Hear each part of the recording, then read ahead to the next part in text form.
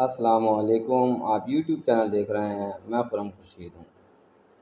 یاد رکھیں ہمارے معاشرے میں شاید دنیا میں ہی ایسا ہے، جب آپ کسی چیز کی مارکیٹنگ کرتے ہیں اور آپ یہ کہتے ہیں کہ جی میں نے یہ چیز استعمال کی ہے، میں نے یہ چیز کھائی ہے، کوئی مشروب ہے، کوئی دوائی ہے، وٹ ایور، اور مجھے اس سے یہ بینیفٹ ہوئے ہیں، جبکہ ایسا نہیں ہے۔ نہ تو آپ نے وہ استعمال کیا ہے، نہ آپ نے جناب والی اس کو پیا ہے، کھایا ہے، اور نہ آپ اس تکلیف سے گزرے ہیں، یا اس پروڈکٹ نے آپ کو بینیفٹ نہیں دیے، لیکن آپ صرف اپنا پیسہ کمانے کے لیے ہیں۔ اگر یہ کر رہے ہیں اور جھوٹ بول رہے ہیں، تو میں نے ایسا سنا ہے کہ ایک دفعہ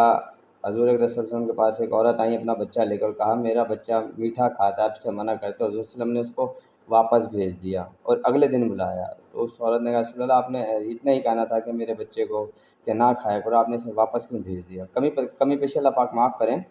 تو رسول اللہ نے کہا کل میں نے کھایا تھا۔ تو یاد رکھیں یہ جھوٹ کے زمرے میں آ جاتا ہے، اور جب جھوٹ بول کے پیسہ کمایا جائے تو وہ حرام کے زمرے میں آ جاتا ہے۔ اب اس پیسے کو مسجد پہ، حج پہ، زکوٰۃ پہ لگانے کی کوئی تک نہیں بنتی، کیونکہ اللہ پاک نے کہیں قرآن میں یا حضور اقدس صلی اللہ علیہ وسلم نے کہیں حدیث میں نہیں کہا کہ جھوٹ کی کمائی سے کمایا ہوئے پیسے سے آپ مسجدیں بنائیں، حج کریں، عمرہ کریں، زکوٰۃ دیں۔ یاد رکھیں میری بات، دل کی تسلی کے لیے اگر آپ نے کرنا ہے تو وہ کریں، اس کا کوئی روز قیامت کیسے ہو سکتا ہے کہ اللہ پاک نے جس پیسے سے کو کمانے سے منع کیا ہے اسی سے آپ کو جناب والی ریوارڈ دیں اللہ پاک۔ یہ تو پھر اس کے ساتھ زیادتی ہو جائے گی جو نہیں کما رہا اور تکلیف سے گزر رہا ہے۔